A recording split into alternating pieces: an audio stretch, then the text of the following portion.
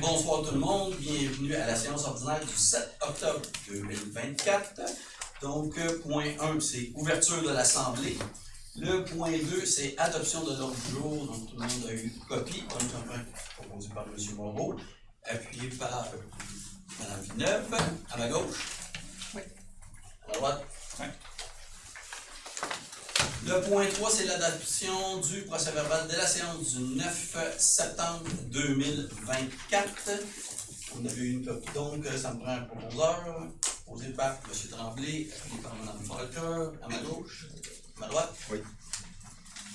Les points 4, c'est aménagement du territoire et urbanisme. Donc, 4.1, c'est le dépôt du procès-verbal du comité consultatif d'urbanisme du 24 septembre 2024.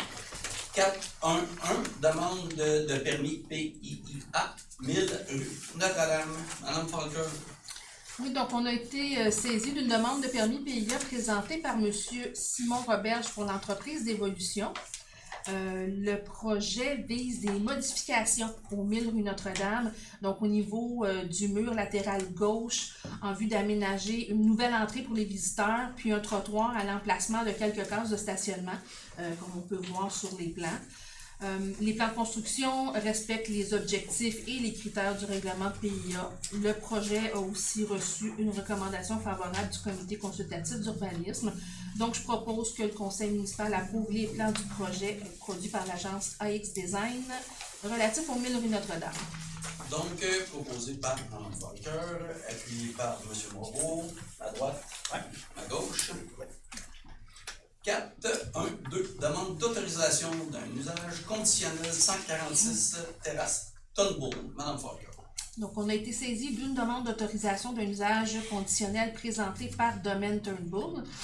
La demande a pour but de convertir la résidence du 146 terrasse Turnbull pour en faire un pavillon à la disposition des usagers de la terrasse Turnbull à des fins d'activités récréatives, de divertissement intérieur, comme salle de réception pour les gens de ce quartier-là, salle mécanique, entretien pour les équipements de loisirs, etc. C'est ce qui était d'ailleurs prévu initialement là, au projet, c'est pas une surprise. Le projet proposé respecte les critères d'évaluation du règlement relatif aux usages conditionnels. Il a également reçu une recommandation favorable du comité consultatif d'urbanisme sous condition. Je peux peut-être déjà la dire en fait là. Attends une seconde. Ben, c'est pas que j'essaie de... Il n'y a pas de condition. Donc il y a une petite coquille dans la résolution, on va l'enlever. Hein? Il n'y a pas de condition. Non, effectivement. Donc, y a-t-il quelqu'un dans la salle qui désire se faire entendre cette demande d'usage conditionnel? Oui. J'ai une petite question, je veux savoir, quand il parle d'hébergement, faut-il s'attendre à avoir quelque chose pour ça, avoir de tout ça, ou qu'est-ce qu'ils entendent par hébergement? Y a-t-il d'hébergement? Et est-ce qu'il y a un projet de modifier ce building-là? Pas du tout. Pas du tout? Pas du tout. Ça reste tel quel? Ça reste tel quel, parce que s'il modifiait, ça prendrait un permis pour qu'il puisse modifier. Okay. C'est vraiment pour s'en servir pour les gens qui restent dans Les gens du à la terrasse de Sur la terrasse de dans le projet de développement. OK. Pour savoir la famille à Noël. Les gens sont Exact. Ça peut être ça. Bon, donc, proposé par Mme Falker, Je propose qu'on l'accepte, exactement. appuyé par Mme Villeneuve, à ma gauche, à droite. Oui. 4, 1, 3, demande de dérogation numéro 5, rue des Albatros. Mme Falker. Le conseil a été saisi d'une demande de dérogation mineure présentée par M. Patrice Garneau. La demande est là pour but d'aménager au 5 rue des Albatros un logement additionnel pour cet immeuble-là, dont le terrain est d'une largeur de 15,16 mètres au lieu des 16,8 mètres qui sont exigés, ce qui est dérogatoire au règlement de zonage. Le conseil, en considération des faits et circonstances qui motivent la demande, est en accord avec la recommandation du comité consultatif d'urbanisme à l'effet de l'accepter. Donc, y a-t-il quelqu'un qui désire se faire entendre pour cette demande de dérogation mineure? Mme Falker. Je propose que le conseil accepte la demande de dérogation mineure relative au 5 rue des Albatros. Donc, proposé par Mme Falker, appuyé par M. Guévremont, à ma gauche, à droite. Oui. 414, demande de modification réglementaire, 811 rue Notre-Dame. Falcoeur. Donc, le Conseil a été saisi d'une demande de modification réglementaire présentée par M. Gilles Lacombe.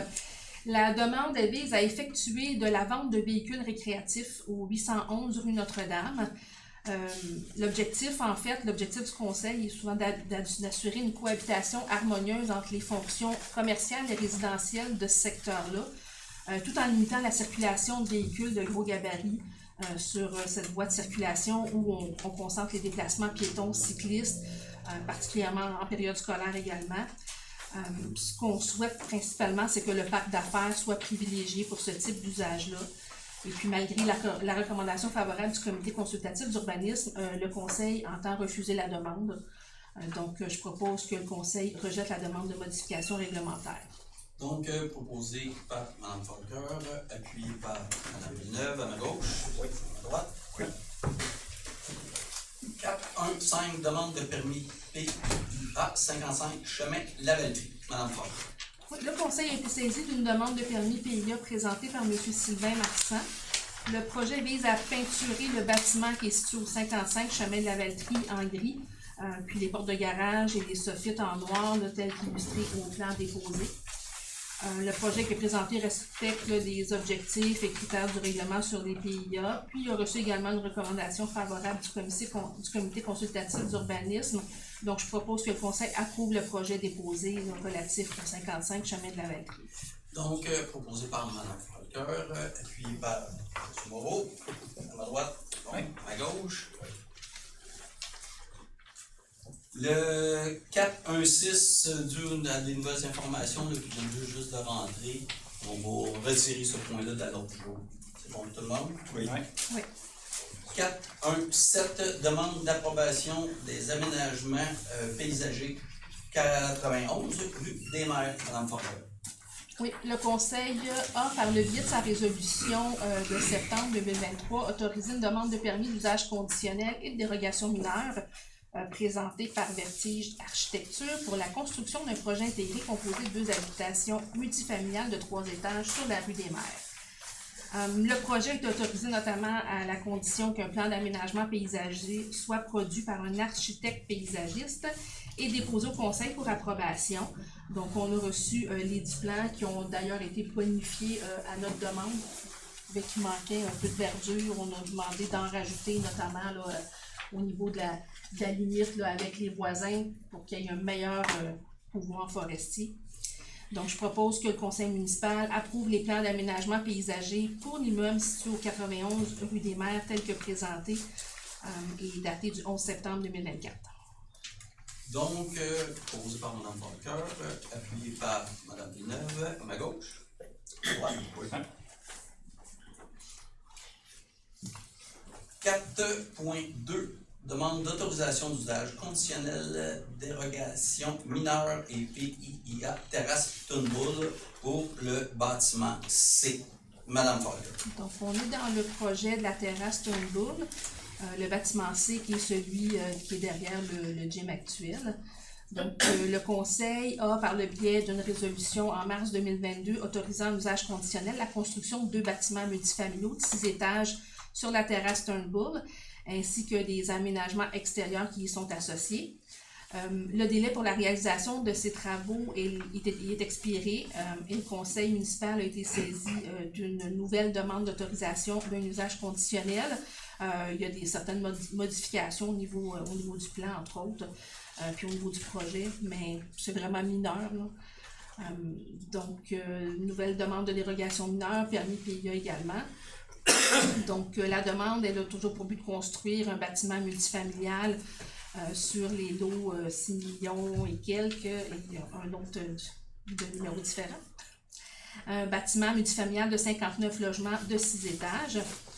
Le Conseil a aussi été saisi d'une demande de dérogation mineure à l'égard de ce même projet qui est relatif lui, au stationnement souterrain, qui est localisé à 1,56 m de la ligne mitoyenne avec les propriétés de la rue Bordelot au lieu de 6 m de recul exigé. En fait, c'est vraiment pour la question de stationnement. Donc, visuellement, le bâtiment ne prend pas... C'est pas le bâtiment qui est plus près de la ligne, c'est vraiment le stationnement souterrain. Donc, visuellement, il n'y a pas vraiment d'impact. Ensuite, cette même aire de stationnement aussi présente un ratio de 15 par logement qui est de 1,53 au lieu de 1,61, donc ça aussi c'est dérogatoire. Au niveau de l'analyse en PIA des plans architecturaux et des aménagements paysagers, ça nous permet de conclure que le projet rencontre les objectifs et les critères du règlement sur les PIA. Le projet proposé respecte les critères d'évaluation aussi relatifs aux usages conditionnels. Et le conseil municipal, après considération des faits et des circonstances qui ont motivé la demande, est en accord avec la recommandation favorable du comité consultatif d'urbanisme sous condition. Donc, avant de demander aux gens des questions, des commentaires, je vais énumérer la liste de conditions. Ça peut peut-être répondre en partie à certaines questions.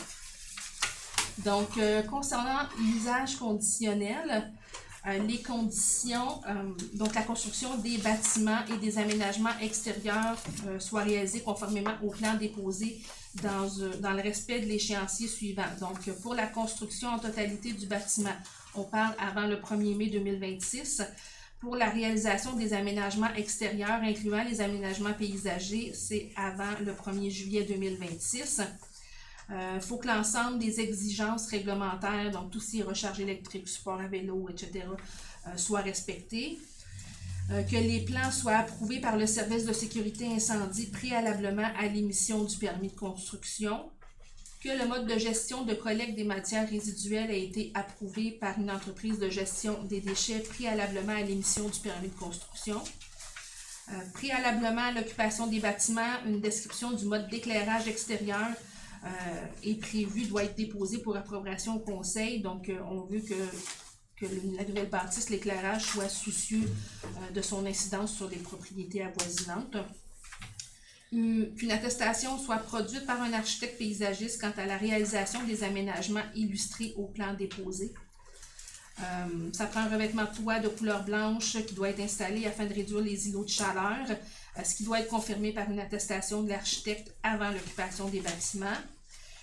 Ça prend une attestation d'un architecte qui soit produite quant au respect des plans déposés, incluant le revêtement de toit préalablement à l'occupation des bâtiments. Que la circulation des poids lourds et des véhicules utilisés dans le cadre des travaux de construction se fasse uniquement par la terrasse Turnbull. Qu'une attestation d'installation des équipements de recharge de véhicules électriques soit produite par un maître électricien avant l'occupation des bâtiments. Que soit déposée une étude préparée par un ingénieur qui démontre un mode d'évacuation des eaux pluviales qui est conforme aux autorisations octroyées et aux infrastructures en place. Et les plantations et les aménagements réalisés soient entretenus et maintenus en tout temps après leur réalisation. C'est la liste des conditions en usage conditionnel. Donc, y a-t-il quelqu'un dans la salle qui désire se faire entendre pour cette demande? Oui. Petite question. À l'origine, là, il y a 2 ans, là, le projet c'était 38 logements par building. Là, on a dit 58, 56. 56, autrement dit, ça va être. Est-ce que le bâtiment en tant que tel va être la même dimension?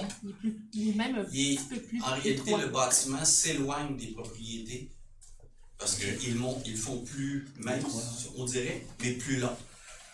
Donc, Plus long, on veut dire plus long vers le fleuve? Plus long vers le fleuve. Okay. De Notre-Dame à l'eau fleuve, plus long. Mais l'immeuble a rapetissé, en fait, de largeur. Donc, j'ai pas le plan, donc on le voyait nous autres dans les plans. Les logements vont être plus petits, voire plus. Pas nécessairement. Différentes variétés. Ça reste proportionnel. Ouais. Puis quand on a vu la vue d'en haut, est-ce qu'on parle du bâtiment qui va être en arrière, du garage gym qui va être démoli un jour? De l'autre côté. L'autre côté. Ouais. Exact. Et puis, est-ce que j'ai manqué une séance où il parlait de l'autre building de l'autre bord? Ou, Non. Non, pas du tout. Là, c'est juste pour le site. Bon. Madame Farger. Oui, donc je propose. Faudrait la dérogation mineure. Oui, ben je vais le faire pour chacun parce que là, je vais commencer par proposer la demande d'autorisation d'usage conditionnel avec les conditions. Ensuite, il y a le PIA ou la dérogation. Je vais y arriver. Là, je propose, tout dans le même je propose les usages avec les conditions. Pour côté dérogation mineure, je propose que le concept accepte également la demande de dérogation mineure telle que présentée. Et puis pour le PIA, Je propose que le conseil approuve les plans de construction et d'aménagement extérieur tels que présentés. Donc, proposé par Mme Parker, appuyé par M. Pellerin. À ma gauche. Oui. À ma droite. Moi, je suis contre. Parfait. Donc, M. Moreau va être là. 4.3. Demande d'autorisation de démolition et de permis PIIA 11 rue Aubry. Madame Parker. Oui, le conseil a été saisi d'une demande d'autorisation de démolition présentée par M. Simon Roberge pour gestion Jugeau. Le projet vise la démolition de l'immeuble qui est situé au 11 rue Aubry. L'utilisation projetée du sol dégagé à la suite de la démolition de l'habitation vise à utiliser le terrain afin d'y aménager un stationnement qui va desservir la propriété du 988 et 998 rue Notre-Dame, soit démolition. Les plans de construction du stationnement et d'aménagement paysager respectent les objectifs et les critères du règlement de PIA. C'est un bâtiment qui n'est pas inclus à l'inventaire patrimonial de la MRC de Dautré.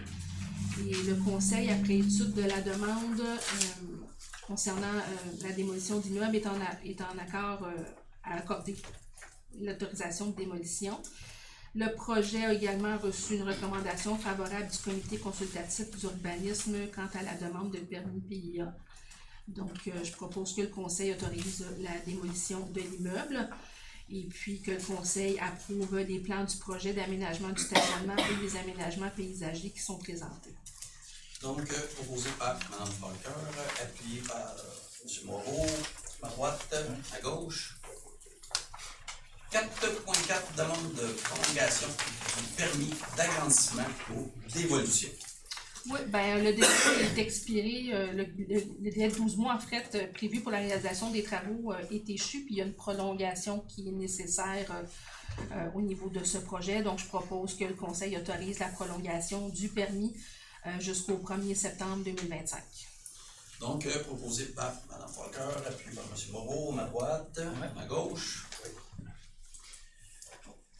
Donc, pour ce qui s'agit du point 4.5, je vois aussi le 4.6, donc on ne passera pas de résolution parce que ça a le rapport aussi au 4.1.1.6 avec les nouvelles informations qu'on a, donc on ne passera pas ces résolutions-là, on les enlève de l'ordre du jour. Le 4.7, avis de motion, règlement, rénovation de façade, M. Gavron. Oui, donc Jocelyn Guévremont, conseiller de cette municipalité, donne avis de motion qu'à une prochaine séance sera soumis pour adoption un règlement modifiant le règlement relatif à l'aide financière pour la rénovation et la restauration de façades, d'enseignes et pour le verdissement des cours avant. Donc, ce que ça vient faire, c'est que le règlement date du 4 octobre 2021. Puis, on ajuste les coûts, les subventions qu'on donne aux gens qui embarquent dans le programme. Aussi, on fait une mise à jour aussi sur l'application des immeubles. Donc, c'est tous les immeubles qui sont situés en bordure de la rue Notre-Dame. Les immeubles qui sont situés en bordure de la rue Saint-Antoine-Sud et la 131. Et à partir de l'intersection de Notre-Dame jusqu'à Saint-Jean-Est et Saint-Jean-Sud-Est et Saint-Jean-Ouest. Dans le volet 1 du programme, au niveau des rénovations de façade, le programme était de 3 000, on va à 5 000 $. Dans le volet 3, concernant les enseignes des commerces, c'est de 3 000 à 3 500.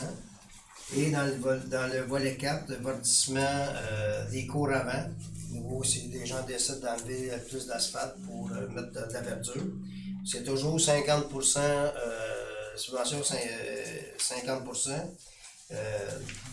du montant jusqu'à un maximum de 10 000 $. Avant ça, c'était de 5 000. Le maximum, c'est 20 000. On donne 50%, donc on va jusqu'à 10 000 pour la subvention. Donc, c'est l'avis de motion que j'en fais. Donc, une motion donnée par M. Guévremont. C'est important de dire que les budgets restent les mêmes. Le budget initial de la ville reste le même. C'est juste qu'on change les montants pour essayer d'avoir un peu plus d'engouement dans ces programmes-là. On ne change pas l'argent qui avait été mis dans notre budget initial. C'est de relancer. 4.8, dépôt du certificat d'absence de demande référendaire. Pour le règlement, de toute façon, on va passer tout de suite avec. Donc, il y a eu Il n'y a aucune personne demande. qui non.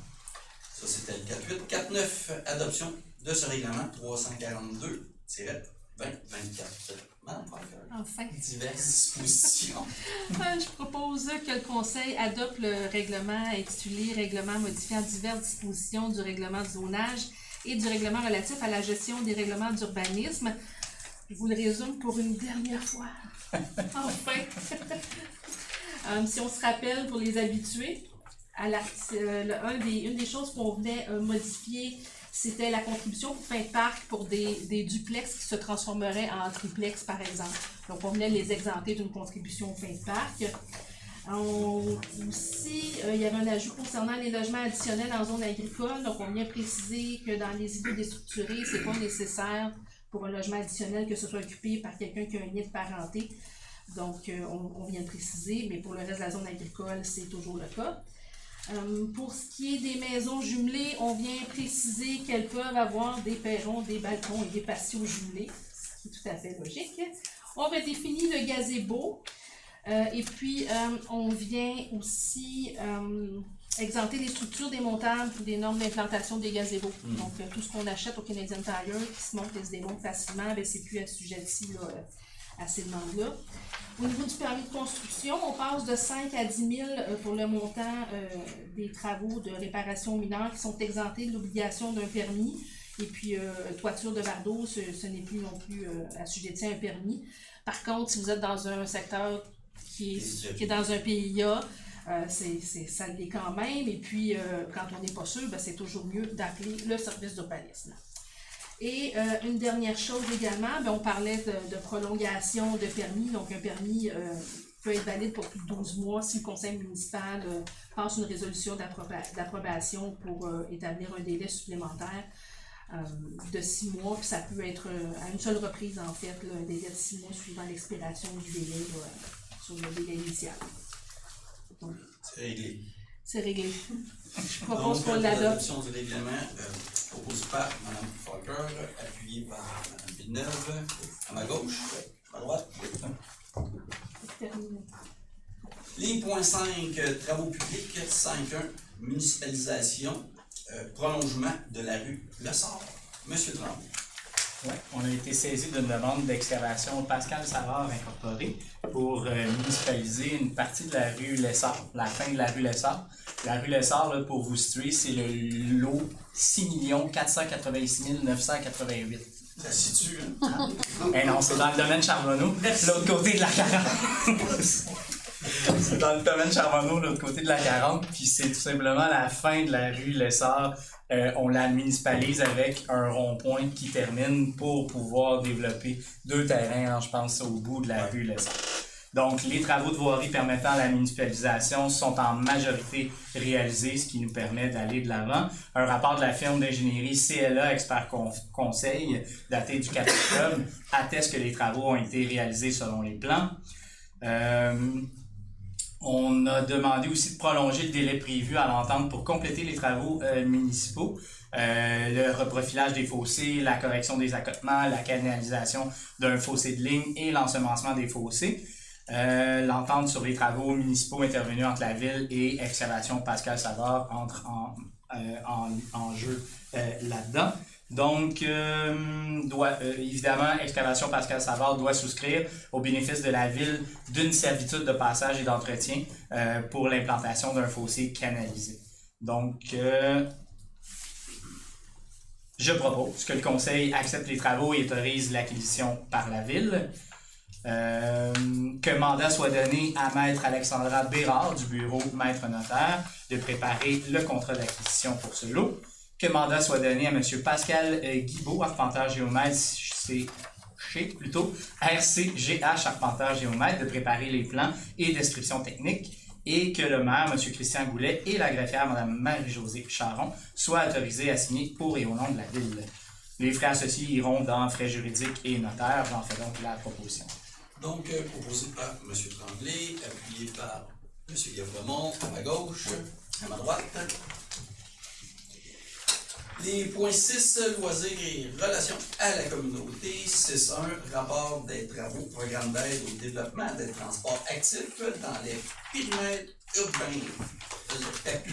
Oui, Monsieur Guévremont. Exact. Je vais vous faire grâce de tous les entendus, mais ce programme-là, c'est tout de faire un rapport pour les Westlab, comment est-ce que la circulation piéton cycliste se fait, donc tous ces aménagements-là. La Ville a pris connaissance des modalités de ce programme-là. Les travaux ont été réalisés du 1er avril 2023 au 12 août 2024. Donc, il faut faire état du nombre de kilomètres de Westlab des piétons, du nombre de kilomètres de rues aménagées, du nombre de stationnements pour un vélo ajouté. Donc, c'est toute une série de conditions à laquelle la Ville s'est entendue. Puis la Ville s'engage aussi à transmettre à la ministre au plus tard 18 mois après le dernier versement de l'aide financière toutes les données nécessaires au processus d'évaluation. Donc, je propose que le Conseil... Vous voulez juste... Oui, excusez. C'est juste pour clarifier, là, c'est la demande de subvention pour les travaux sur la piste cyclable qui a été faite sur l'urbanisation. Sur la On a une subvention pour ça, puis là, c'est vous acceptez le rapport. Bon. Donc, le Conseil municipal autorise la présentation du rapport de travaux, y compris la reddition de comptes, liés aux travaux admissibles selon les modalités d'application en vigueur. Reconnaît qu'en cas de non-respect de celle-ci, l'aide financière sera réalisée et certifie que Mme Nathalie Desalliers, directrice du service des loisirs, de la culture et des relations à la communauté, est dûment autorisée à signer tout document ou toute entente à cet effet avec la ministre des Transports et de la Mobilité durable. Donc, proposé par M. Guévremont, appuyé par M. Moreau. À droite, c'est bon. À gauche. Oui. 6.2. Reconnaissance des organismes. M. Moreau. Donc, c'est entendu que le conseil municipal souhaite, par l'entremise de sa politique de reconnaissance de soutien aux organismes, reconnaître et soutenir des organismes qui participent au mieux-être de la communauté lavalloise. Donc, il y a plusieurs catégories dans cette politique-là. Donc, le local, exemple, ça peut être le comptoir alimentaire, le GPL, la maison de la famille. Les partenaires, ça peut être comme Régal. Puis, le régional, c'est comme la CABA. Donc, aujourd'hui, on reçoit une nouvelle demande que le conseil municipal reconnaisse l'organisme suivant, l'Association des personnes handicapées physiques et sensorielles, secteur Joliette, à titre d'organisme régional. Donc, cette politique-là, dans le fond, la résolution va permettre à cet organisme-là d'être reconnu par la Ville de Lavaltrie et desservir certains citoyens de notre communauté. Donc, j'en fais la proposition. Donc, proposé par M. Moreau, appuyé par M. Tremblay. À ma gauche. Oui. Les 6.3, autorisation de signature, programme de stratégie jeunesse en milieu municipal, secrétariat à la jeunesse. Monsieur Moreau. Donc, c'est un nouveau programme que la Ville, dans le fond, veut élaborer pour aller chercher une aide, une subvention. Que le conseil municipal désire inclure les jeunes dans l'élaboration d'une politique de développement social. Que la jeunesse est un élément important des consultations actuelles et futures. Que la Ville de Lavaltrie compte une forte proportion de jeunes citoyens et de jeunes citoyennes, attendu que l'appel de projet de secrétariat de la jeunesse s'aligne avec des objectifs municipaux actuels. On aura une nouvelle ressource dédiée à la jeunesse, facilitera la mobilisation et la mise en œuvre de plans d'action. Là, dans le fond, c'est cette ressource-là que le programme d'aide de 2 ans qu'on pourra atteindre, aller jusqu'à 50 000, parce que je pense que c'est 42 000 qu'on devra avoir de subventions pendant 2 ans, qui nous permet d'aller chercher une ressource. Puis cette ressource-là va pouvoir aller voir les jeunes dans les écoles.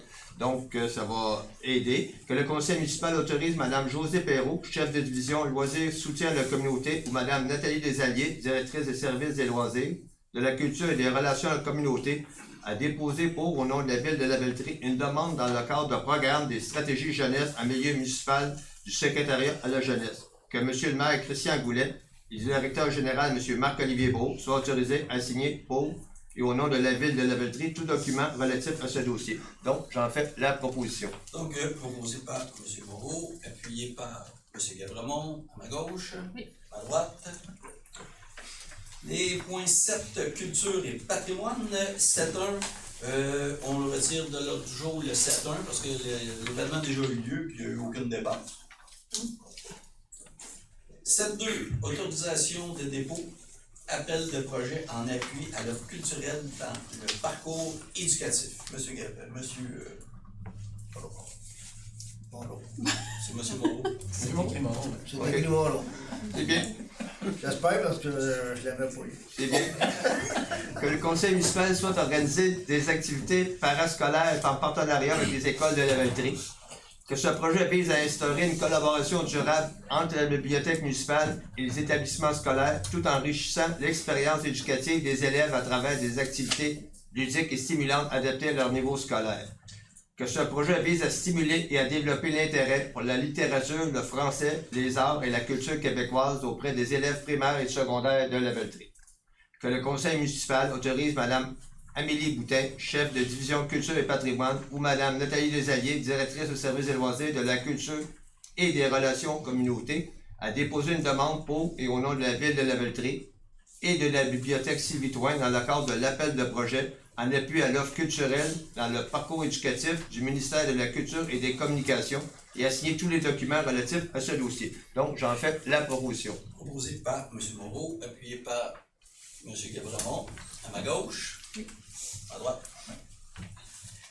Les points 8, développement économique. 8.1, autorisation de signature, convention d'aide financière, les soins Lotus. M. Gabramont. Oui, donc dans le cadre du programme d'aide aux entreprises, on a eu une demande de subvention pour les soins Lotus. Les soins Lotus, c'est une nouvelle entreprise qui est située dans la clinique médicale. Elle fait des soins de pied, mais aussi, là, présentement, est en processus pour accompagner les gynécologues là, pour tout ce qui est les échographies prénatales. Parce qu'il n'y a plus de service dans le sud de la Naudière. Dans le nord, donc dans le nord et le sud de la Naudière. Donc il n'y avait plus de service. Elle a été approchée par 3 médecins pour remettre ce service-là sur place. Elle avait fait l'achat de matériel, de ces choses-là.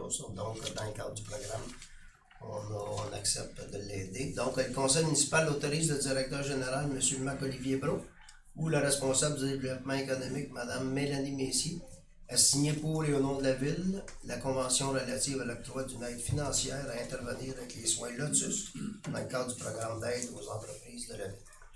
Donc, proposé par M. Gabramont, appuyé par Mme Villeneuve. À ma gauche. Oui. À droite. Oui. Et point 9, administration, ressources humaines et financières. 9.1, dépôt, c'est le dépôt, embauche et démission par délégation des pouvoirs du directeur général. C'est tout simplement 2 animateurs. 9.2, nomination, manœuvre et bâtiment. Madame Villeneuve. Oui. On a un poste de manœuvre parc et bâtiment au service des travaux publics qui est disponible, un poste à temps complet. Puis la recommandation de la chef de division des ressources humaines, Mme Marie-André Leclerc, nous propose d'embaucher M. Mathieu Ritchie sur ce poste-là. Donc, je propose que le conseil procède à la nomination de M. Mathieu Ritchie au poste régulier à temps complet de manœuvre parc et bâtiment au service des travaux publics, que ce soit effectif en date du 15 octobre 2024, puis que sa rémunération soit à l'échelon 5, là, tel que prévu à la convention collective. Donc, proposé par Mme Villeneuve, appuyé par M. Moreau, ma droite, à gauche. 9.3, fin de la période d'essai d'un employé. Madame Villeneuve. On a un employé là, dont le numéro est le 110-165 qui était en période d'essai au sein de l'organisation. Puis là, suite à l'évaluation de la période d'essai de cet employé-là, on a la recommandation là, qui nous amène à mettre fin au lien d'emploi avec la personne en question, puisque ça ne répond pas là, aux exigences du poste. Donc, je propose que le conseil municipal entérine cette décision-là concernant l'employé 110-165 en date d'aujourd'hui, donc avec la résolution qu'on est en train de... Donc, proposé par Mme Villeneuve, appuyé par Mme Parker, à ma gauche, à ma droite. Oui. 9.4, avis de motion et dépôt du projet de règlement d'emprunt héritage du roi. Monsieur Tremblay. Oui, c'est un avis de motion décrétant un projet de règlement où il y aura un règlement d'emprunt de 1 200 474 vous me permettrez d'expliquer un petit peu à ces montants-là. Donc, l'objectif ou l'objet du règlement, c'est de l'éclairage public dans l'héritage du roi, donc l'aménagement paysager et mobilier urbain au bassin de rétention aussi. L'espèce de voie de contournement, là, depuis que le pont de la montée Guimousseau est fermé, on passe par une petite rue qui a été aménagée par la ville. Ben, si on s'en va vers le sud, dans le fond, c'est à votre droite. En revenant, c'est à votre gauche. Mais il y a un bassin de rétention qui est prévu pour tout l'héritage du roi, ce développement-là. Et c'est pas un choix de la ville, en fait. Le bassin de rétention, c'est une obligation du ministère de l'Environnement. Maintenant, tout développement se doit d'avoir un bassin de rétention pour venir amenuiser un petit peu. On l'a vu là, le 9 août dernier, ce que ça fait quand il n'y a pas de bassin de rétention comme ça. Puis là où il y en avait dans la ville, ben ça a eu un impact vraiment majeur. Fait que c'est une bonne idée en fait. Par contre, c'est pas toujours très esthétique ces bassins-là. Le règlement vient aménager, il va y avoir de l'eau tout le temps dans le bassin. Il va y avoir une fontaine aussi en plein centre avec de l'éclairage. Puis il va y avoir un aménagement paysager qui va permettre aux citoyens Laval 3 d'en profiter quand même. Aménagement paysager, mobilier urbain. Et il y a aussi inclus là, dans le règlement une première couche de pavage. Au niveau des coûts, l'éclairage public seulement 221 300. L'aménagement du bassin de rétention, 506 800. Une première couche de pavage, 138 125. Le coût des travaux total, 826 225. Et là, vous allez dire, ça n'arrive pas. Vous avez dit 1 200 474. Ben, c'est tous les frais afférents. Il y a toujours, à cette étape-ci, on inclut les horaires professionnels, les contingences, et les contingences sont maximisées à cette étape-ci du projet. On n'est pas encore là aux étapes finales. Les taxes, les frais de financement, donc tout ça pour un total de 1 200 474. Qui va payer ça? Ben là, l'éclairage public, c'est 50% aux immeubles localisés dans le projet domiciliaire et 50% à l'ensemble du territoire. L'aménagement du bassin de rétention aux premières couches de pavage, c'est l'ensemble qui paye ça parce que l'ensemble va en bénéficier. Le pavage, là, on a fait le changement il y a plusieurs années. Là. La plupart du pavage. Tout à fait. Ouais. Avant, il y avait des taxes de secteur par secteur, ça devenait vraiment mélangeant d'une part, puis difficile à gérer d'autre part. Fait que le pavage, maintenant, c'est 100% à l'ensemble. Le mode de paiement et de remboursement, l'éclairage public, c'est une taxe de secteur au niveau du coût divisé par le nombre d'unités. Dans ce cas-là, c'est 335 unités là, dans l'héritage du roi. Taxe à l'ensemble des immeubles, ben, c'est le coût par unité d'évaluation selon la RFU. La RFU, là, c'est...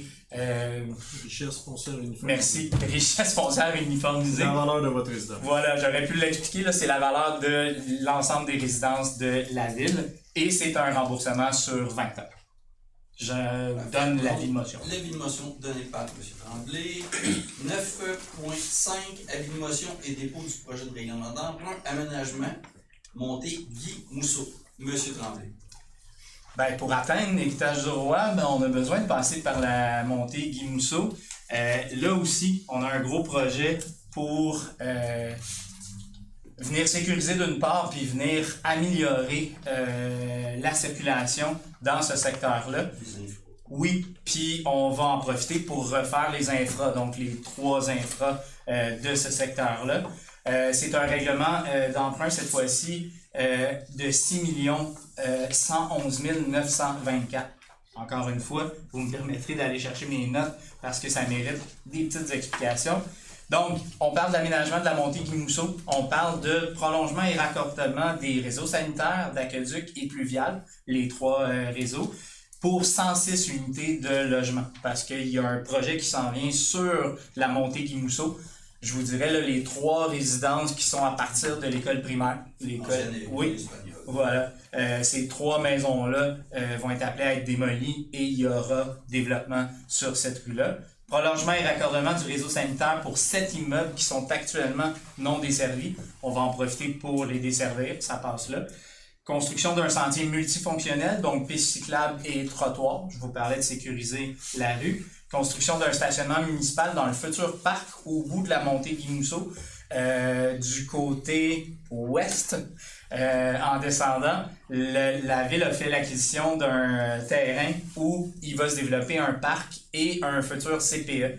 Donc, il va avoir stationnement conjoint avec le CPE qui va servir à la fois pour le CPE et pour le parc. Donc, c'est inclus dans le règlement d'emprunt. Et finalement, l'implantation et la construction d'un réseau de fibre optique. Donc, tout ce qui est bâtiment, là, on amène la fibre optique jusque-là. Coût des travaux, 4 415 950. Même principe que tantôt, les frais incidents s'ajoutent, ce qui nous amène à 6 111 924. Encore une fois, qui va payer tout ça? Voilà. Et là, je vais nommer les pourcentages exacts là, parce que c'est ça que j'ai dans mes notes. 19,64%, c'est très précis, assumé par le promoteur du projet domiciliaire. Donc, le promoteur directement du projet en assume 19,64%. 1,70% aux immeubles qui seront raccordés au réseau sanitaire. Je vous parlais des 7 qui sont non desservis. 7,75% aux immeubles desservis par le réseau d'aqueduc. Et 70,91%, donc tout près de 71%, à l'ensemble du territoire pour, encore selon le principe de la RFU, comme tantôt. Mode de paiement et de remboursement, promoteur et immeubles raccordés sur le sanitaire, c'est une taxe de secteur par unité, donc par unité d'immeuble. Les immeubles desservis par le réseau d'aqueduc, c'est une taxe de secteur par immeuble encore une fois. Et taxe à l'ensemble des immeubles, ben c'est l'unité d'évaluation selon la RFU uniformisée. Remboursement sur 30 ans dans ce cas-ci. Donc, avis de motion donné par M. Tremblay. 9.6 octroi de mandat à l'Union des municipalités du Québec, achat de carburant en vrac. Merci de résumer. Ouais, beaucoup plus simple celle-là, j'aurais pas besoin de notes. L'UMQ fait des regroupements d'achats et d'habitude, c'est très profitable parce qu'ils ont le pouvoir du nombre. L'UMQ, c'est l'Union des municipalités du Québec, donc gratis très large partout au Québec. Et quand ils font des regroupements d'achats comme ça, c'est tout le temps profitable pour la ville. Cette fois-ci, on va avec l'UMQ pour l'achat de diesel, essence et mazout. Il reste très peu de mazout, mais quand même au garage municipal, là, on a encore du mazout pour les portes de garage, pour la portion garage. C'est de la biénergie quand même, là, mais comme on a besoin de puissance de chauffage, il y a encore chauffage au mazout dans ce cas-là. On est en train de réaménager la cour extérieure, dis-je, DTP, et on va en profiter pour intégrer des réservoirs pour le diesel et pour l'essence. Le but étant de maximiser l'efficacité et d'économiser aussi. Parce qu'en achat groupé comme ça, on pense sauver un certain pourcentage sur l'essence. Puis en l'ayant directement au TP, ben là, pas de fil, pas de camion non plus des TP dans les dépanneurs de la ville. Et on pense maximiser au retour des camions, ben ils vont déjà pouvoir faire le plein pour le lendemain.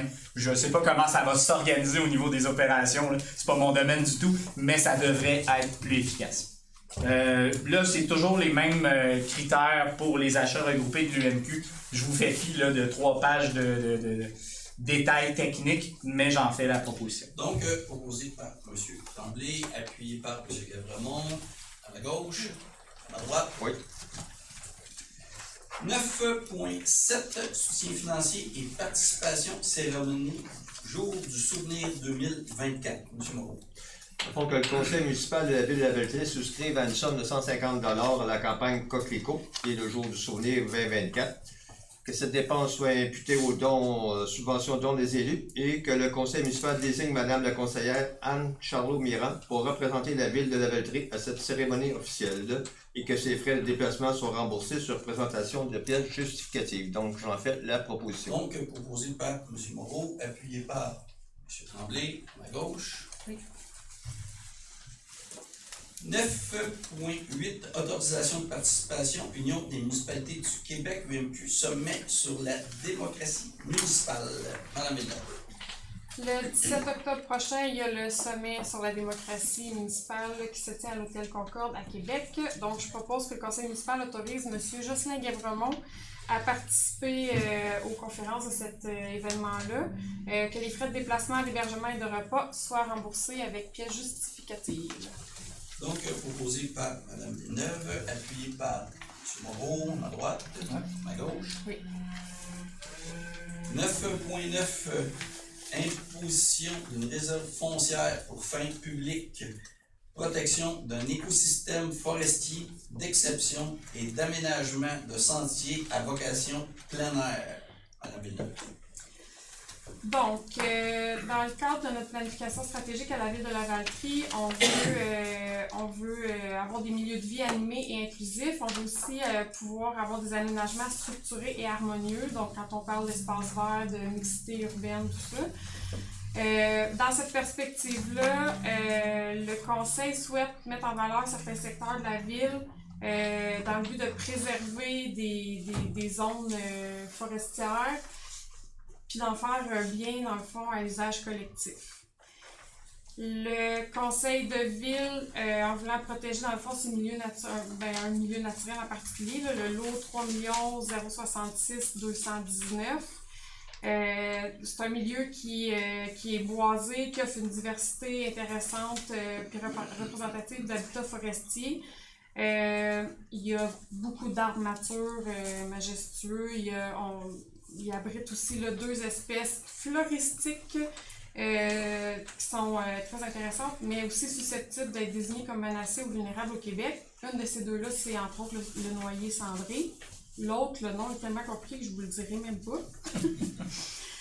Ce milieu-là a une valeur écologique aussi qui est importante à Lavaltrie parce qu'il y a un cours d'eau, il y a un marécage, il y a des espèces aussi là, particulières au milieu. Puis il y a l'intégralité globale de ce boisé-là qui est importante puis qu'on veut pouvoir protéger là, à long terme. Le lot en question est situé en zone agricole, puis il est inclus dans les boisés protégés de la plaine du Saint-Laurent, qui est un règlement de la MRC d'Autrey. Voilà. La ville de Lavaltrie est déjà propriétaire de 2 immeubles qui sont adjacents à ce lot-là, c'est-à-dire la maison Rosalie-Cadron puis l'usine d'épuration municipale avec les étangs aérés. Ce qui fait qu'en acquérant le lot en question, la ville peut consolider dans le fond les activités récréo-touristiques et de plein air dans ce secteur-là.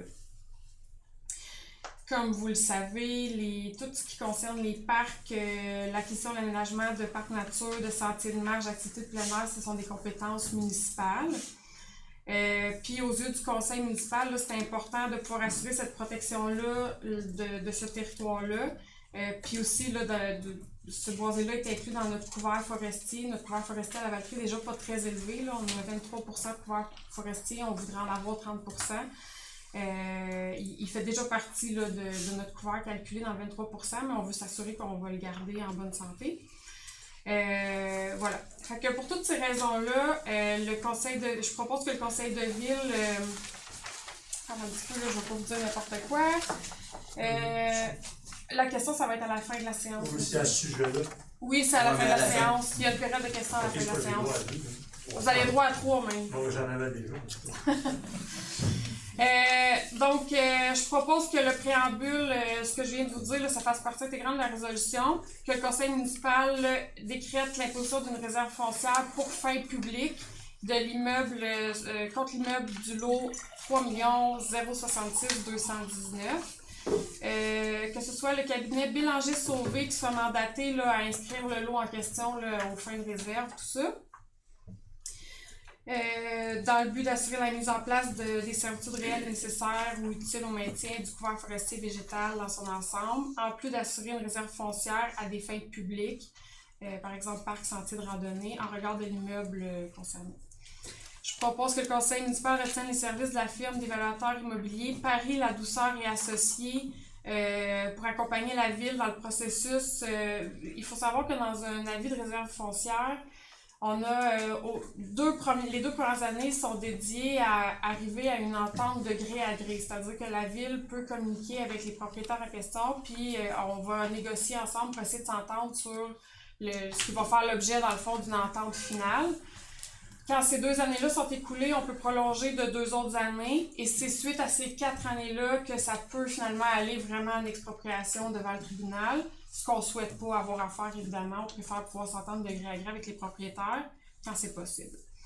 Donc, la firme d'évaluateurs vont pouvoir accompagner la ville dans cette démarche-là avec les propriétaires.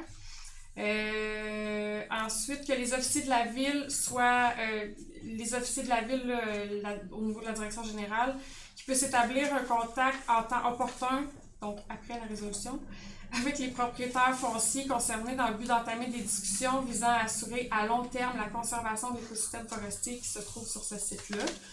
Et finalement, que le maire, M. Christian Goulet, et la greffière Mme Marie-Josée Charon soient autorisés à signer pour et au nom de la ville tous les documents relatifs à ce dossier. Donc, proposé par Mme Villeneuve, appuyé par M. Tremblay, à ma droite, Oui. à ma gauche. Oui. 9.10, c'est autorisation de signature d'entente relative à des travaux municipaux. Mme Villeneuve. Oui, dans le fond, à la ville, quand il y a des travaux, je vais vous donner des exemples, quand on fait le prolongement de la rue Lessard ou la municipalisation de la rue Lessard, comme on a dit tantôt, ou encore quand on a un promoteur qui développe un projet de développement résidentiel. À chaque phase, il y a des ententes sur les travaux municipaux qui sont faites entre les promoteurs et la municipalité. Actuellement, on avait M. Marc-Olivier Brault, qui est à ma gauche comme directeur général, là, qui était autorisé à signer les documents. On veut ajouter, dans le fond, la directrice générale adjointe, Mme Karine Brousseau, pour qu'elle puisse, elle aussi, comme M. Brault, signer pour et au nom de la ville toutes les ententes et addendas là, qui concernent ces travaux-là. Les ententes sur les travaux municipaux. Parfait. Donc, proposé par Mme Villeneuve, appuyé par M. Tremblay. À droite, c'est bon. À gauche. 9.10, ça c'est un dépôt, c'est autorisation de dépenses, puis dépôt du rapport budgétaire et des états des activités de fonctionnement comparatif pour l'exercice financier 2024. Donc ça c'est un dépôt. 9.12, autorisation de paiement compte à payer dans le bilan. Pour la période du 10 septembre au 7 octobre, je propose que le Conseil autorise le paiement d'une somme totale de 2 967 004,63 $. Ce montant-là, dans le fond, est issu du rapport déposé par le service de la trésorerie en date du 3 octobre dernier. Donc proposé par Mme Villeneuve, appuyé par M. Guébramont, à ma gauche, à ma droite. Courrier 10.1, c'est courrier adoption du règlement 310, ça c'est de la MRC de Dautrey. C'est notre schéma de couverture de risque en incendie, donc qui est adopté évidemment nous autres, c'est le service d'incendie de la MRC de Dautrey. Et le schéma de couverture de risque, c'est la MRC qui le produit. Et c'est un très long processus qui prend pratiquement 1 an, qui est déposé par notre service d'incendie et il a été accepté par le gouvernement puis il est rentré en fonction. Ce que ça fait, ce qui est très important quand c'est adopté, ça nous enlève, ça nous garde l'immunité qu'on a contre des poursuites. Et il y a certains endroits au Québec qui ont perdu cette immunité-là parce que leur schéma n'a pas été déposé, n'a pas été fait ou a été refusé. Donc c'était vraiment une bonne nouvelle parce que c'était un grand travail de la part des services d'incendie de la MRC. Donc, merci beaucoup tout le monde à la maison. Maintenant, on va passer à la période de questions pour les gens ici présents dans la salle.